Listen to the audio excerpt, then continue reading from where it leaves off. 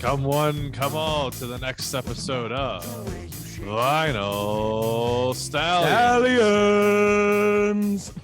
And we got a kick-ass guest today. It's Shaw Calhoune from Silver Springs, Maryland. Just released a new album, 2 weeks ago, Shaw?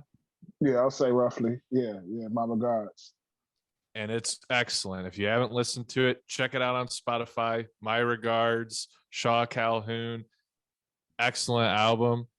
How are you doing over there in Cleveland, Spruce? Man, we are doing all right. I was literally seconds ago just diving into my regards. I'm excited to just absolutely dive into, I don't know, man, all of Shaw's work. I've really enjoyed it. We've had NoNo on from Big L, who Shaw works with. So yeah, man, this is gonna be fun. Shaw, how we doing? Yeah, I'm doing all right, man. Just maintaining, living life, taking everything in stride. Doing all right. Absolutely, man. So how does it feel to have now, you've had one album, I think this is your third EP out in the past like 2-3 years at this point, man. How does it feel to get this one out? No, it's feeling good that I would get this music out. You know what I'm saying? Having the opportunity to do so, and I'm looking forward to put out more before the year's over. Love it. And so back, how long ago did we have Danny on, Spruce? Was that like a month? I will never forget Mr. NoNo saying it was 420. So it was on 420 when Danny That's was right.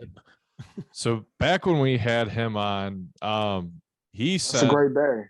No, we were celebrating, but we were all still right there. Like I said, shout out to NoNo, Big L Records, man. He was one of our best guests. I'm excited to have him on, and yeah, excited to see what you two. I mean, just like talk about what you guys have put together, because again, I've really enjoyed it. All right, you would think 420 would count down, but nah, it didn't slow him at all.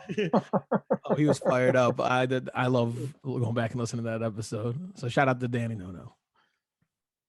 Shout outs to him, definitely. Yeah, one of the things he said though, so he spoke very highly of you, like talked about all the different stuff you two were making together, and he sort of talked about just like how he discovered you. So I guess let's get that story from your point of view. How did you first meet Danny? Like, how did he reach out to you, and how was the relationship formed? Pretty much how the relationship formed was he came on board after I released Rudy. That was my actual LP, 9-track LP that I had put out on Strictly Bandcamp, and pretty much just I put it out. He came aboard and he DM'd me through like Big Eleanor Records. So I'm like, who is this record company? Just wanted to just do business with me all of a sudden. So I wasn't unsure. I was like, I'm gonna just fall back. I fall back for a couple months, and then I was like, I think I want to like reach out to him, and then he pretty much told me what the whole situation was, and I like this plan because it kind of was like equivalent to my plan with the route that I was trying to go. We pretty much joined forces, and it's just been a magic ever since. Very cool. So yes, sir. That first album that you're talking about, that's the one with like the red cover, right? Yes, sir. Yes, sir. So that wasn't my first. That was my second. My second EP. My first project was The Outlook. Okay. I mean, we put that on the social, the typical, Spotify and Apple, but for the longest it was strictly on SoundCloud. Because it was my first, and just trying to figure my way. Absolutely. You know what I mean? Yeah. Right on.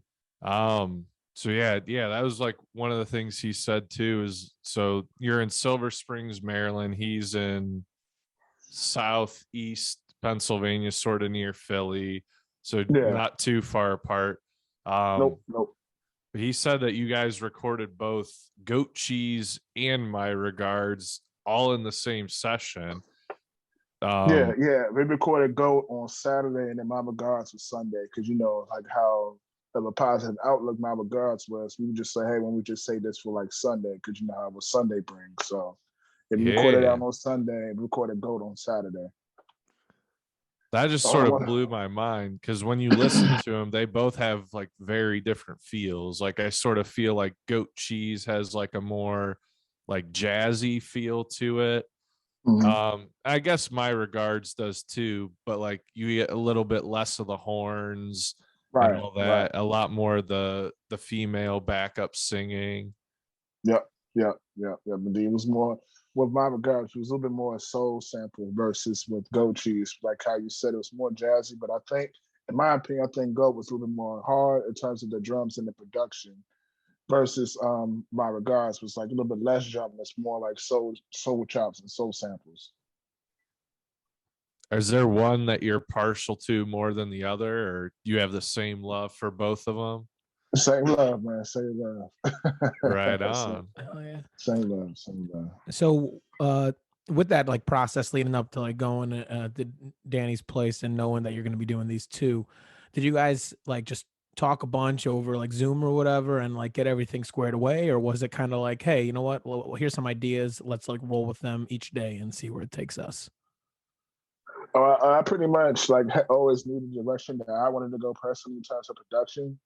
And I just sent him over to him to see what he thinks, just to get another opinion. He's like, okay, cool, let's go with it. You know what I'm saying? And then, because everything matches up with the title, the production, the beats, the name of the songs, even the lyrics, and even the titles and whatnot. It just all goes in correlation with each other on one chord.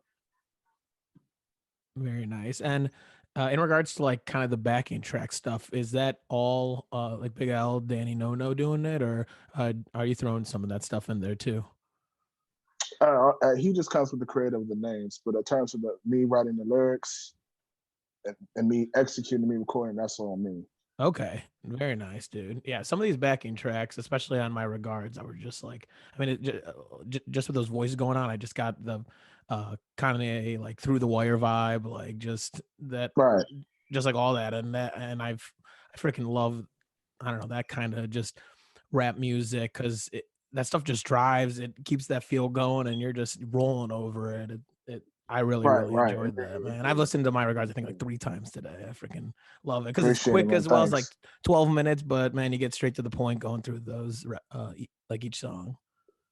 Yeah, that was the whole point with all of the EPs that I dropped, even back with Mariana. I know that came out in 2021, but that was like the same thing, pretty much. Just get to the point, just go ahead and go after it. You know what I'm saying? Whether it's a 16 or a 32, that was the whole plan. Nice. So in let's just keep going into My Regards because I just have like I freaking love at in the beginning of that first song, Edelweiss. Correct me if I'm producing it Yeah, wrong, but yeah, yeah. Otherwise, yeah. when you're like, thank you for everyone that's listening to My Regards, and I'm just expecting like you to say like Yeah. My Records, and when you're just like My Regards, I'm like, that's fucking just great pronunciation right there. Like I love that shit. I was just like, yes, shouts. Thanks, man. Appreciate it. Just to speak into that, like, with the whole title behind My Regards and whatnot, it was just basically how brutally honest I am. It's just like, just in case if it offends the listener, just like I'm just giving the heads up, here's my regards. So that was the whole point of doing that. You know what I mean? So You're that's why I like apologizing on before you're going in. I love it. right, basically. Yep. That's awesome. What is what like kind of music are you listening to nowadays? Like what would you say was kind of your inspiration for the type of rap and kind of music you're creating for each of these EPs? Still listen to underground. You know what I'm saying? I'm a big fan of it. Like the Crime Apples, the Navy Blues of the world. You know what I'm saying? Sauce Heist, I'm a big Sauce Spice fan. Even producers, like Alchemist, when he's working with Bodie James, or with any artist, to be honest with you. Earl Sweatshirt, even Damo Genesis, Our Future, like that whole underground realm. I'm still like a fan of that. That has a big influence on me. Kick ass. Nice. And then, and of course, I don't want to sound repetitive like on my other interviews, but of course, the golden era, the '90s, or whatnot, definitely had an influence as well. Right on. Would you say rap, hip hop, like that's the main genre that you listen to and like to create? Yeah, that, and I like jazz, and I like old soul R&B. Oh, In the right on. '70s and whatnot. Yeah, in the '80s. I like Hall & Oates. I like David Bowie, Boz Scaggs, Mike McDonald. Boz. Big Boz fans, baby. That Silk Degrees album is awesome. It definitely was hard. Definitely was tough. I definitely like it. Elton John, you know what I'm saying? Stuff like that. Nice. Yeah, I've been listening to a ton of just Miles Davis, Herbie Hancock recently, so I've been listening to a lot of that old jazz. God, I'm a Coltrane guy. Yeah, I I like Coltrane too. I just bought what's it called? A Love Supreme, that album the other day, and that That's was a crazy. yeah, that's a rare find. That's a rare find. Yeah, I don't know. I just love it. It's the whole album's only 4 songs, but it's like It's still 45 minutes. yeah, it's still a masterpiece. You don't have to touch it; just let it play. Yeah. Literally. Yeah. So I got a question for you. Are you a big NBA fan? Yes, sir. Because I picked up on that in Goat Cheese. So there were Got it. two lyrics or 2 lines in specific where I was just like, this dude's got to be a basketball fan. And I think, is this song pronounced Mondavi? Am I saying Yeah. it right? Yeah. And I'm not the best at like picking up lyrics, so correct me if I get this wrong. But I believe there's a line in there like Russell Westbrook stuffing the stat. Mm-hmm. Mm-hmm. And You got it. then in the song coarse, full bodied, Jamal Craw with the shit he handles, like referencing Jamal Shifty. Crawford. Yeah, shifty. I say shifty. Okay. Shifty.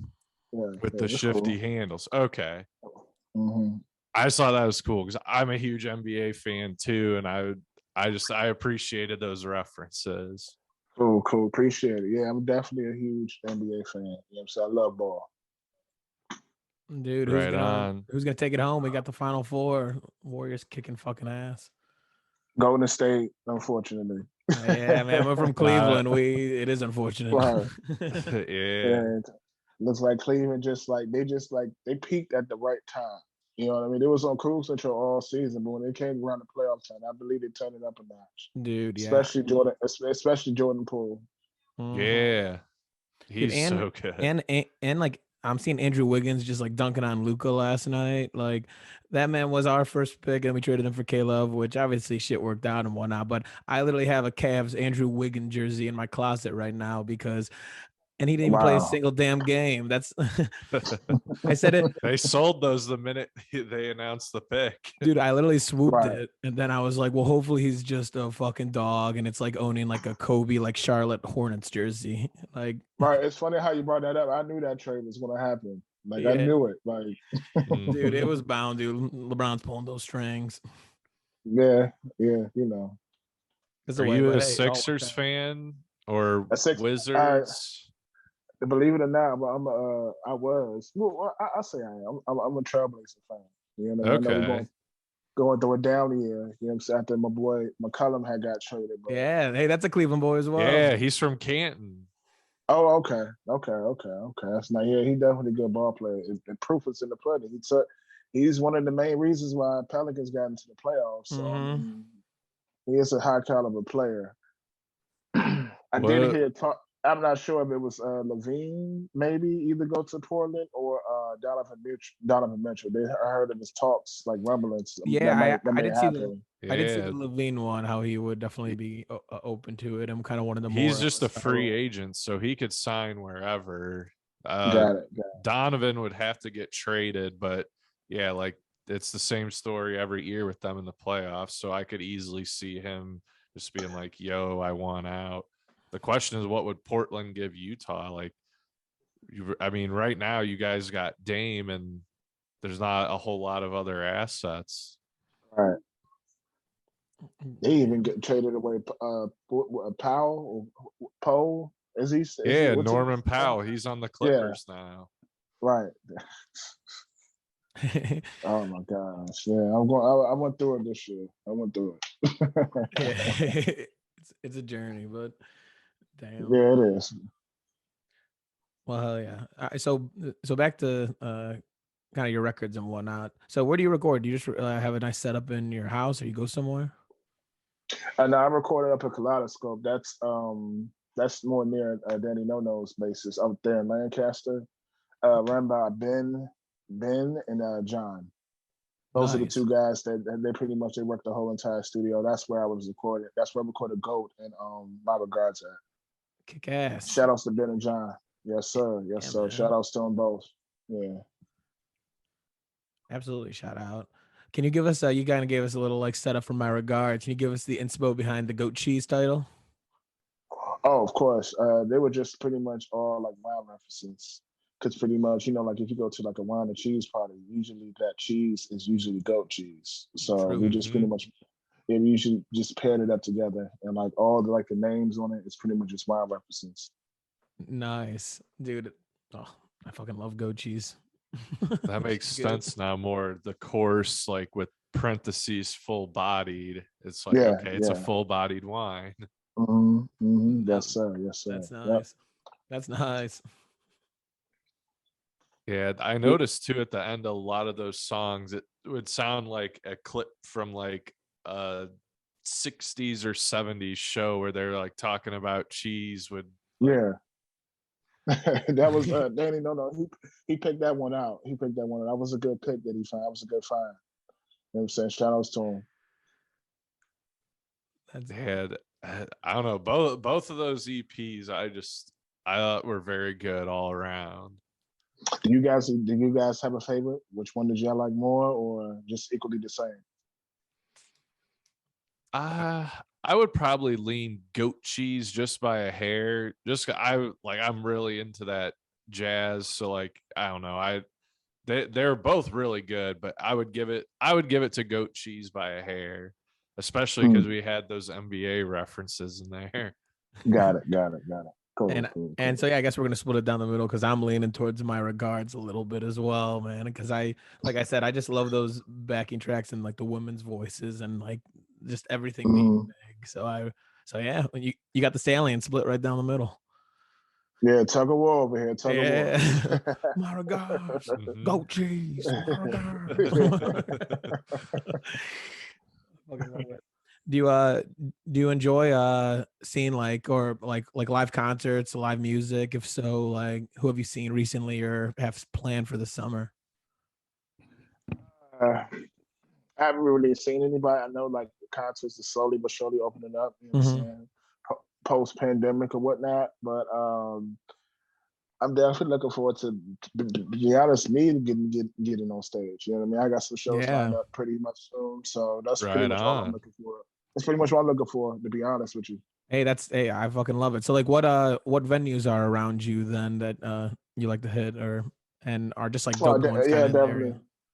I mean, of course, like there's the Fillmore, there's the Howard Theater, I believe it's the Anthem as well. The Anthem, that's in Richmond, right? I know that's in DC. It's another one in DC, but I know which one you're talking about. I believe that one called the Anthem as well. Yeah. Okay, so would you say DC is like the closest, like big city to Silver Springs? Yeah. Okay. It's more close. It's closer to DC more so than like Baltimore and stuff like that. So yeah. Okay. We're pretty much like right there. It's like what 10 or 15 minutes outside of DC, so it's right there. Right on. So I guess have you played any shows like since I guess venues have started reopening and booking shows and all that? No, I haven't. I mean, because I just been having my head down, just grinding and pretty much tons of recording and just giving the masses material. But now it's our main focus now to get me on stage. Right on. So yeah, you got to be itching for it then. When was the last show you did then? I want to say it was 2019. Like roughly 2019, like October. That's the last time I performed. Yeah. Right it was not too long after the Outlook had released. That's when I performed. Damn. Okay. So you got some material ready to roll. Yes, sir. Definitely do. Yep. So I guess give us a little bit of a look into like live Shaw Calhoune. Like is it just you up there? Do you bring like a band with you, or how do you do it? It's just me for the most part. Even though I do like to get paired up with the DJ, you know what I'm saying? It's such a doing that, but for the most part, it's just me. You know what I mean? Just me, just pure emotion, just giving, you know what I'm saying, the crowd my 110%. You know what I'm saying? Absolutely. Bar for bar. Yes, sir. Do you do any sort of like freestyling or improvised stuff when you're up there? Nah. Everything is, you know what I'm saying, premeditated. Everything is like definitely like strategized out pretty much. Now, it's Okay, no improvising. Nice. fair enough. Do you have an idea of? You mentioned how you're trying to get some more music out. Do you have any idea roadmap? What's ahead? Whether it be like Oh, another EP. oh yeah, for sure. I have one EP. That's Fly Langston. That could be coming out any minute. I want in terms of like what Ooh. July, maybe Oh July or damn. August, maybe right around that time, or maybe even earlier. You know what I mean? Just expect Fly Langston soon. Then after that, you know, that's I'm gonna start jumping into back into the LP game. Mm-hmm. Carry out on Shaw is the title. Nice. Definitely want to finish up with that before the year's over. Right on. So perhaps Yeah. another EP and another LP before the end of the year. Yes, sir. Yes, That's a sir. shit ton of Yep. music in 1 year, man. Holy crap. You're grinding. Yep. Yeah. Yeah. Definitely. But I'm here for it. So Mm-hmm. that's the beautiful thing about it. So Exactly. You can look back and be like, like this was done. I did this. Like it's not like just an idea. You're taking that step forward and moving forward. So yeah, man. yeah, Yeah, shouts to you because most people don't even take that first step to even try. It's always just an idea for years on years. I understand, appreciate it. And I mean, then it's like, you know, and then even in going into the next year, pretty much it's not gonna be no let up. It's gonna be keep going and keep going and keep going and keep putting out material, keep putting music out. I don't see myself slowing down no time soon. So And dude, it's a great time as well for just yeah. like being able, like people are hungry to find like new music and I mean Spotify and everything gives the ability to be able to find whatever the hell is out there nowadays. And with you constantly just pumping out EPs and LPs and stuff, like people are bound to absolutely come across you one way or another just because you have this much content ready to roll, and it takes one song for them to be like, oh my gosh, like he Yeah, all these other songs, like my bad to cut you off, but the excuses like for the snubs it be outrageous sometimes. Like the yeah. excuses, because you know I get snubbed sometimes, but it's okay. But it just the reasoning behind it is just like hilarious to me. You know what I mean? 100%. But you can't just dwell on that. You got to keep going. But it is kind of funny. You know, it's the smallest excuse if you're like, oh, I gotta do laundry today. Today's done. Like what? Take that step. Take that step. Nah, Yeah, indeed. it's good time, man. That's great to hear that you have just that roadmap planned out, and yeah, it sounds like again when you're working with for the brief conversation we had with Danny NoNo, man, I just feel like that guy will just light a fire under anyone's ass that he's working with as well, and is always just trying to take that next step. So, Yes, and shout yes, out to yes. you. He's definitely hands on. Definitely put in the groundwork. You know what I'm saying? Like he definitely making things possible for me. Definitely making things happen. Right on. I just think that whole story is cool. Just like he just found you on, you said it was Bandcamp, right? Yes, sir. Just Yes, sir. like, yep, this music's dope. I'm gonna go reach out to this dude. Yeah, yeah. He's been dedicated since day one. Do you have anyone I don't know, like locally that you know, or anyone that you would eyeball that you would want to work with in the future that you really like? Yeah, I definitely would like to work with. I say Uncle John. I definitely could see myself making a song with him. You know, with his type of music, and then also I see myself making a song with Primo Rice, another guy from the area as well. Okay.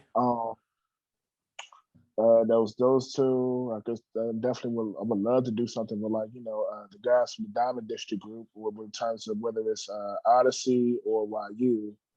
You know what I mean? Definitely looking forward to work with anybody throughout the area. I'm open to it. Very cool. Yeah, man. Yeah, I'm gonna have to check out some of those names. cool, Yeah. cool. How would you see something like that going? Like would you want it to be like your song and then they hit like a verse or something, would you want it to be like completely collaborized where like you're both creating the song together, or like how, I guess, yeah, how would you see that going? I mean, I'm open to anything. I'm open to anything. So I could see either both scenarios working. You know what I mean? Just like how you just Yeah, pretty much mentioned it. I could see both scenarios working. I could see both of that happening. Yeah. right on.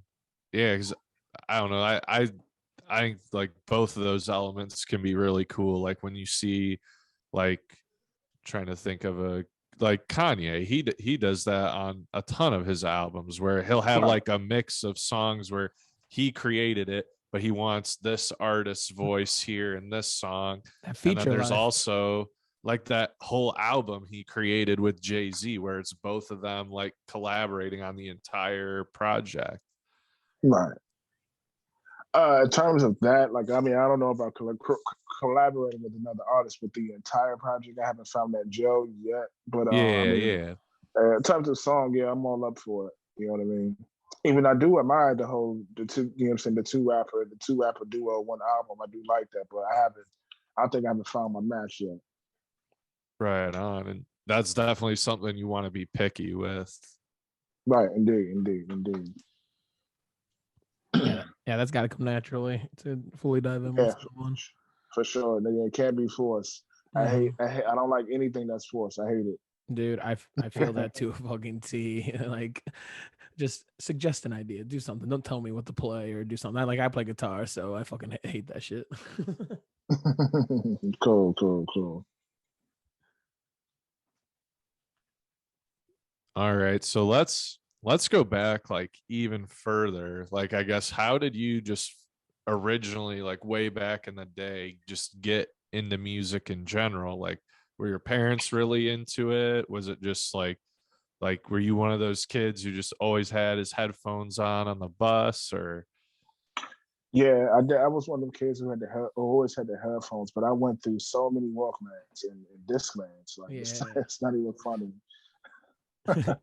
I went through those so many, but yeah. In terms of music, like my father, he was a big music dude. He collect vinyl. He put me on to a lot of those vinyls when he was coming up, and then my mother, she was always into what was current at the time. So I pretty much had the best of both worlds. He was schooling me on more like old school stuff, and and I was pretty much getting hip to like what was out during the time when I was a kid. So, and then I was a fan at an early age of rap, like a fan of my own. So pretty much I knew what I liked at an early age. So I always pretty much was a fan. I took it seriously, like actually like start writing. It's like what in middle school, just doodling, just messing around and whatnot. And then I took it real serious in high school, but I just never told anybody. I just kept it to myself. Right on. And now it's out there. Yeah, for sure. Yeah, and it's paying off, man. I kind of chuckle because I said I could have been did this, but hey, Yeah. you know what I mean? It's all in God's plan. You know what I'm saying? It's the timing of it. So Absolutely. Very nice. All right, Shaw. We have one question that we ask every guest. Club is usually the one to say it, but I'm gonna take the lead on this one. All right, go cool, ahead. bring it on. What's up? We're switching it up. All right. So, what is the most bizarre or strange thing that you have seen at a concert, whether it be your own or you've went to one? What is it? And it could be anything. It could be something you've done, something you've seen on the stage, a person in the audience. Like, what is the weirdest thing you've ever seen happen at a concert? Okay, it's not necessarily weird, but it was kind of funny because I didn't expect it to happen. So like I went to like a Wu-Tang show. It was Ray and Ghost, and they're doing a Protect Your Neck, and they'll call somebody up on the stage to sing like they'll call 9 people up on the stage and they'll sing it. So like they had like 9 white people up there. So they had this one guy. He was doing the Method Man part, and he like aced it. Like Really? didn't mess up or anything. He aced it. Like, and he was full of energy, all running across the stage, just all that. I think if I'm not mistaken, I think after he finished, he attempted to do a stage dive. That man was But just they didn't. But he wasn't carried or whatnot. He dove, but like Nobody caught him. Now they caught him, but like they didn't carry him. You get what I mean? Like Dropped him. Like he just got set down right away. Yeah, he just got set down right away. Like, Okay. I thought you were gonna say nobody caught him and he just It's like School of Rock, Jack Black, just right, nah. It wasn't that bad. They caught him, but just like, okay, we caught you just to make sure you're okay, but let's drop you down like real quick. Like they're like, you impressed us.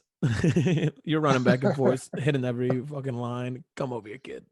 That's hilarious. Yeah, it was full of energy when that Method Man part. Like, yeah, he killed it. Do you think they had him picked out ahead of time, or do you think he was just completely random? No, this was completely random. It was picking random people out in the crowd to come up on stage to sing, you know, saying "Protect Your Neck." So that's cool. I've never seen anything like that at a show before. That would be that'd be pretty sweet. Yeah. I mean, people had their hand raised, you know what I'm saying? Like all over when they asked like who wants to participate to come up on stage to sing "Protect Your Neck." So I was like, wow. There's a lot of people that was up there ready to sing. They had one girl, she had messed up a couple parts, but like, I mean, that's what you're gonna get because you know people full of alcohol and whatnot, intoxicated. So I mean, but my guy though, Method Man, yeah, he aced that part. Fuck yeah! Shout out, that's hilarious. Yeah. Hell yeah. Well, shit, man.